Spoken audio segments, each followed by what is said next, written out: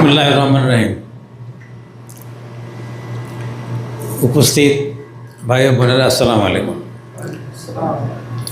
আমার পূর্ববর্তী বক্তা যারা বলে গেছেন, মূল্যবান কথা বলেছেন।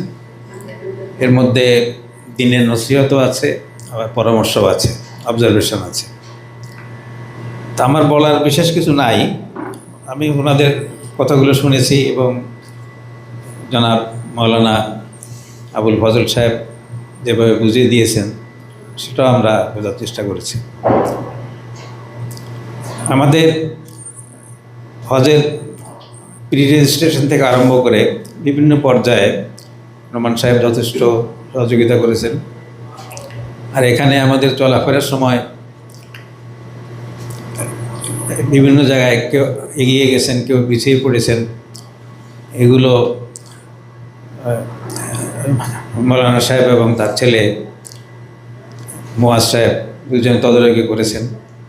বিশেষ করে মুয়াজ সাহেব যথেষ্ট দৌড়াদৌড়ি করে সবার দিকে খেয়াল রাখার চেষ্টা করেছেন। আমি বিশেষ করে লক্ষ্য করেছি মৌলানা আবুল ফজল সাহেব দাঁড়িয়ে থেকে তদারকি করছেন হাসি মুখে। এটা আমার কাছে ভালো লেগেছে। আপনাদের সবাইকে ধন্যবাদ। আসসালামু আলাইকুম।